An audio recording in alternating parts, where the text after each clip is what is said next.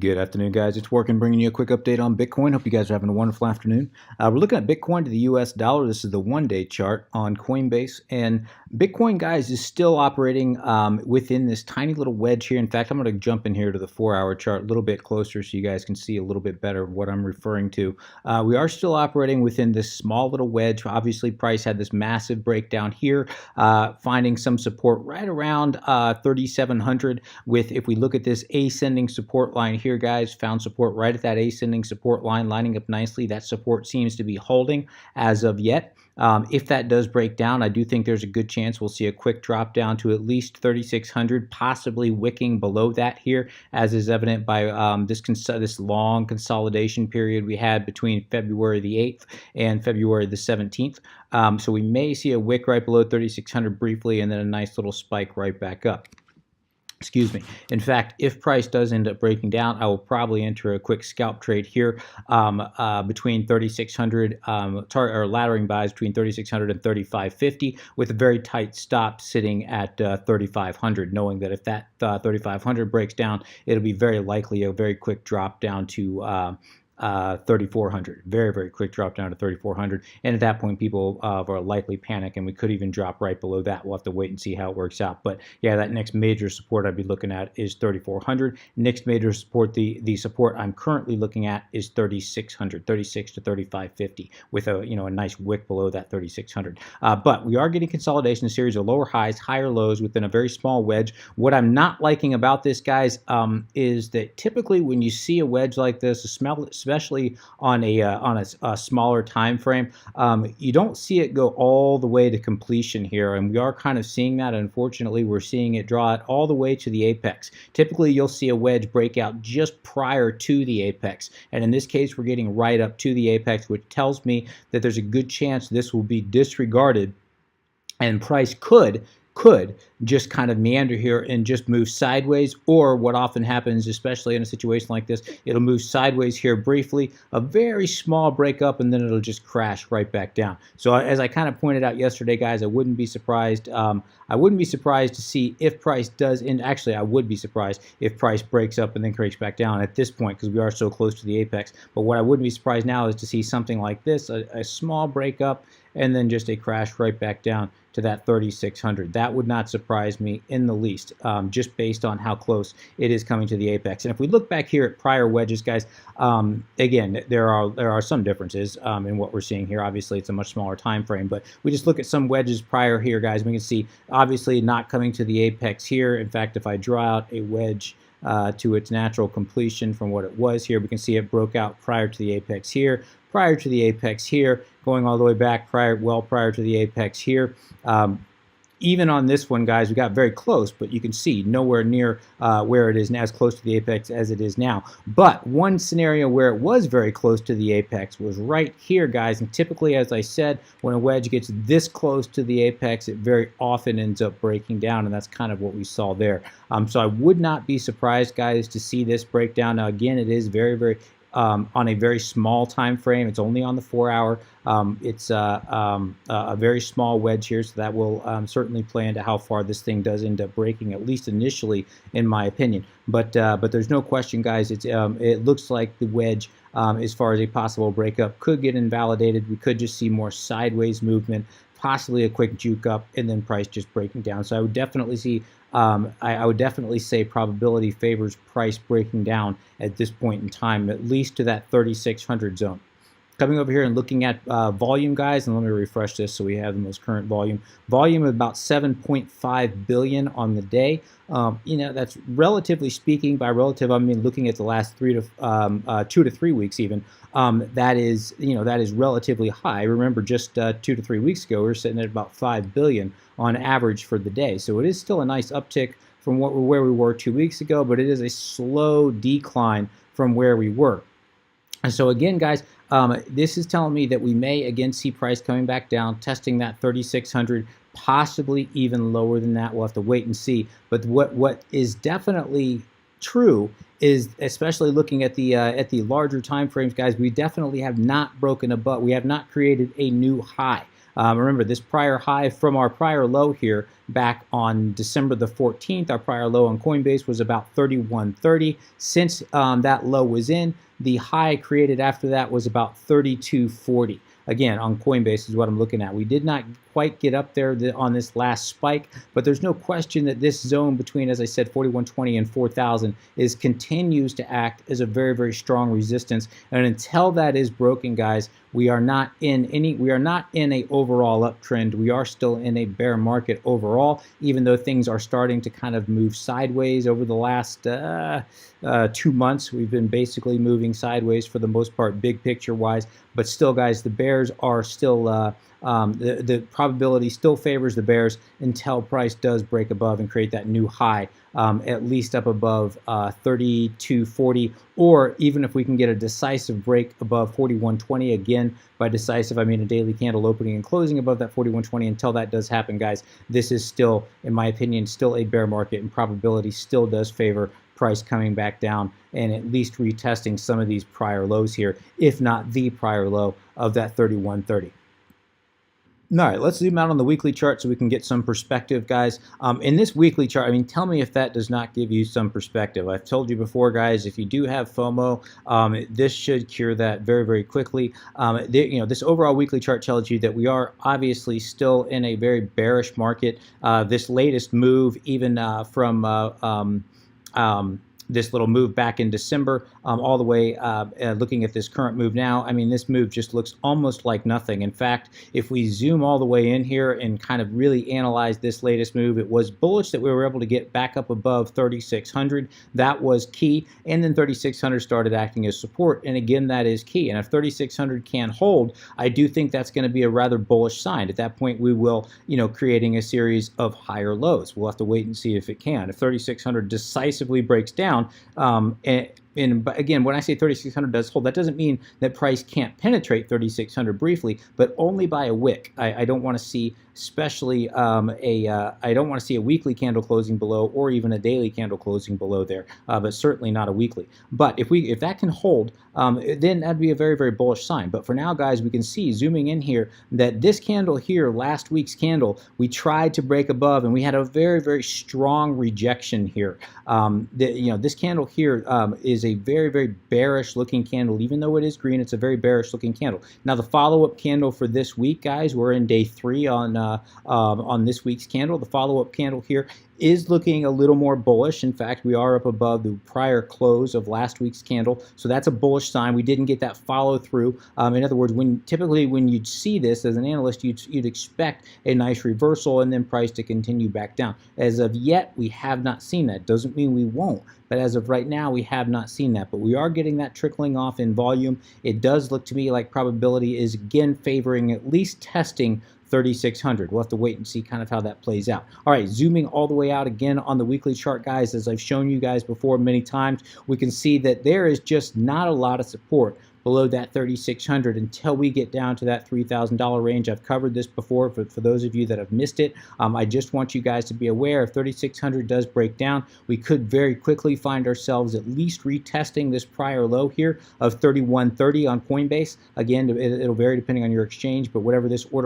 order structure here on your exchange, we could see it coming down, testing these prior lows, possibly creating a double bottom, coming right back up. But if that bottom does break down, guys, I think we'll quickly find ourselves at least at 3,000, possibly coming back down to that 3,500, and coming back here and looking at prior order structure. This goes all the way back to the mid 2017. We can see that there should be a lot of support between 3,000 and 2,500. There should be a whole lot of support between 3,000 and 2,500. We can also see, if we come over here and we look at this prior order structure here, and we extend a line all the way out, we can see that this is following in a nice ascending support line here, guys. So we'll see if that can, if that does end up maintaining itself. Now, we looking at this now, we can see that would coincide with about 3,600 here in about another month or two. So that does allow for a wick right below 3,600, possibly bouncing off that and hitting right back up. If we do break below this ascending support line here, though, guys, by more than a wick. Now, again, I can see us coming down, wicking down, testing the prior low, and then having a nice double bottom right back up. But if we break down by more than a wick,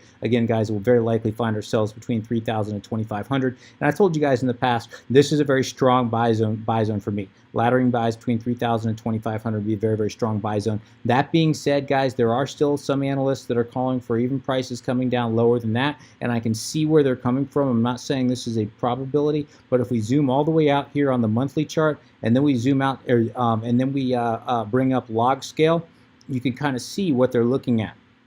And there's no question, guys, and I have it drawn down here between about 1,100 and 1,200. That is a very hard support in my opinion. And we can see that if 3,600, zooming out of the monthly, that $3,000 to $2,500 range, even though it looked like a very strong support on the weekly chart, and certainly there's a decent demand zone there. We can see even on the monthly, this is not nearly as strong of a support as the weekly chart would suggest when looking at the monthly. That's a very strong support, but it's still we can certainly see a scenario where this does end up breaking down, and we get some real fear and panic in the market, and we can see price very quickly. If that 2,500 does break down, guys, you can see a scenario where price very quickly would fall. There's just no support in this area right here, almost at all. There's just no support right there between that $2,500 and that $1,200 to $1,100 range. That being said, that $1,200 to $1,100 range would provide, in my opinion, a ton of support. This would be a hard support. This is where I would go in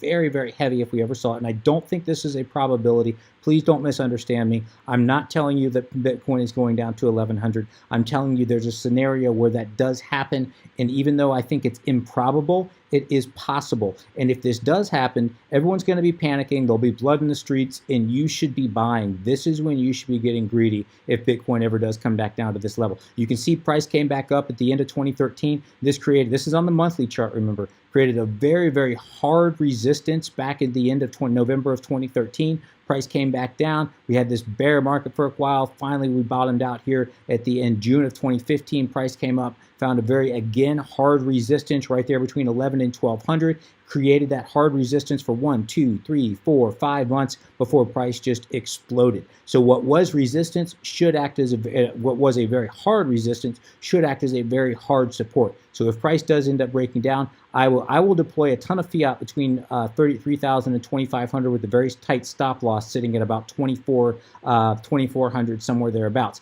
If that does break down, guys, this is where I'm going to be deploying most of my fiat, and by most I mean about 95% of the money that I have available to buy Bitcoin will go in between 11 and 1,200 if we ever see that. And again, I'm not saying we will, but it is a possibility, and it's something that you guys should be mentally prepared for if it does happen. If it does, and you're mentally prepared for it while everyone else is panicking, you're going to be like Warren Buffett, and you're going to be prospering. All right, zooming all the way back into the 4-hour chart, guys, looking at some of our indicators, we can see, looking at our MACD, we can see that the MACD is basically just flatlining here, guys. Again, we're looking at the 4-hour. We can see the histogram has been unable to break into bullish territory. We can see that the RSI 4-hour is just basically also flatlining, sitting somewhere around 44, 45. So again, not bullish at all. We can see that the MACD line's been unable to cross up above the signal line there. Again, a rather bearish sign overall. Or at least a sign that price is about to move. Anytime you see a flat line like this, especially for any extended period of time, which I'm not necessarily saying this is an extended period of time, it isn't, but the fact that we are getting very close to that, right at the apex of that wedge, typically, again, as anytime you see it getting that close to the apex without a move, it'll move sideways just past that area for, maybe 8 to 24 hours, and then usually it'll end up, oftentimes I should say, it'll end up breaking down. Not saying that's going to happen here. We could still get that breakout. We haven't penetrated the wedge yet, but I'm just saying, in this case, guys, as close as it is to the apex, that's just unusual. Unusual to see, especially if price is going to end up breaking up. We'll have to wait and see kind of how that ends up playing out. Excuse me. Looking at the daily chart, guys, we can see the RSI is sitting at about 53, somewhere thereabouts. We can see the daily MACD looks like it's about to cross into bearish territory. The MACD line is about to cross over the signal line. Again, also suggesting price may may end up breaking down. Well, again, we'll have to kind of wait and see how that ends up playing out. I'm not seeing a real trade setup at this point, guys. Again, my money is sitting down here at 3,600, between 3,600 and 3,550, for looking for a very quick scalp. Also knowing that could end up breaking down. One of the things that I find very interesting, this is on the 4-hour, looking at our moving averages, exponential moving averages, as well as our Bollinger Bands. Let me get rid of that where it says daily chart so I don't confuse you guys. All right, this is on the 4-hour again. Very rarely do you ever see Bollinger Bands basically on a collision course with each other, and that's what we're seeing here, guys. We're seeing the Bollinger Bands went from this very, very wide, broad range all the way to just literally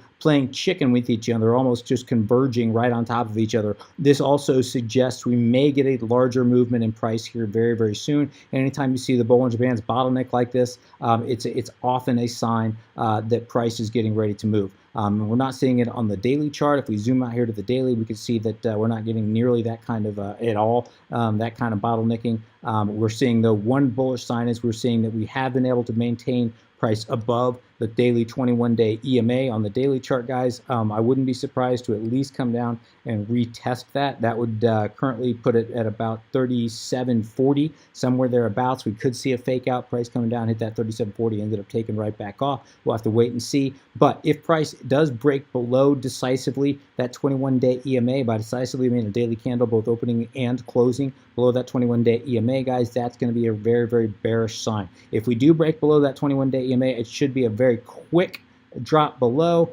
nice long wick, and then a push right back up if there's a lot of buy orders sitting down here. I'm not saying that's going to happen, guys. I'm saying that if this bull market is to continue, that's what I would expect to see. If we see a breakdown and price just meanders down there and just slowly starts to fall, that's going to be a rather bearish sign, especially if that's coupled with a continuation of a drop or continuing drop off in volume. Now, I know some of you have been asking me if, with this reemergence in some volume in the market, am I going to start looking at Elliott counts?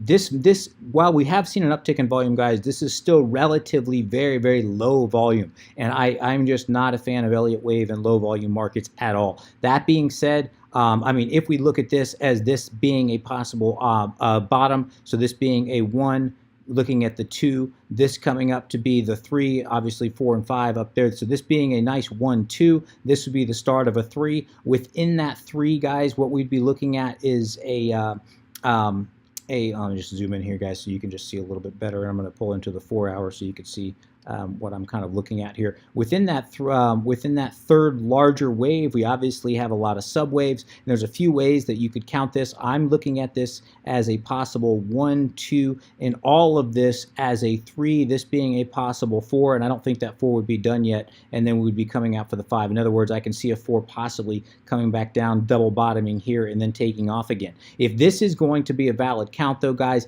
that's a big if. This could all be a 1, 2, 3, 4, and that would all be a primary wave 1. But we'll have to kind of wait and see kind of how this ends up playing out, guys. But if this is a valid count, one of the reasons I'm pushing for this is, again, if I'm forced to look at this from an Elliott perspective, which I don't like to do, but if I am, obviously wave 4 cannot overlap wave 1, the top of wave 1. As of now, we're sitting wave 4 would come back. If this was in fact the bottom of wave 4, we can see that it's barely hitting the top of wave 1, right on top of, so not overlapping yet. And you can even accept an overlap by a wick. You just can't have the body of the candle overlapping. And as of right now, it's not doing that. So that would still put me into a possible, or that would still suggest, in my opinion, this would be a 1, 2 coming down for the 4, back up for the 5. But one of the reasons that I'm looking at this as a 3 rather than this being a 1, 2, 3, 4, and this being all the way up for a 5 to complete this, one of the reasons is if I look at this and I pull my fib extension out, we can see that the 3 landed right on top of that, I mean, just slightly above that 1618 fib level. And we know that the majority of wave 3s, the majority of third waves, end somewhere between the 1618 and just above the 1618, which I'm blanking on right now. I think I'd have to look that up actually, but it's typically just above, about 5-10% above the 1618. Between the 1618 and about 5-10% above the 1618, that's typically where the majority of wave 3's probability favors wave 3's entering, and it hit that almost perfectly.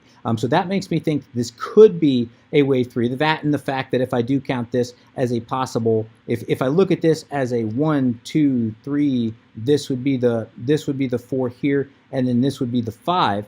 If I look at it this way, that 3 and that 4 just does not look, that's stretching it. Actually, it would be like that. That's stretching, in my opinion. That's just too shallow of a retrace for wave 4. Not impossible, but I think the more likely scenario, at least as of now, would be for this this sequence of waves not yet to be completed. This counted as the 3. The wave 4, possibly we're still coming back down to complete wave 4. Wave 4 possibly is in. We'll have to wait and see how this ends up playing out, and then back up for the completion of our 5th wave. Now, if this does drop down below the start of wave 1 here, which would be right around 3,700, if that does happen, that will invalidate that, and at that point we'll know that in fact this was a 1, 2, 3, 4, and 5. And we'd be looking at a something like an A, B, and possible C wave, something along those. Let me get rid of that so you can see those. Something along these lines here, and that C wave could come in even deeper. And again, I don't even like Elliott wave count at all, guys. I don't like it in low volume markets. So this whole thing could be invalidated. But again, for those of you that have been asking me about it, yes, I am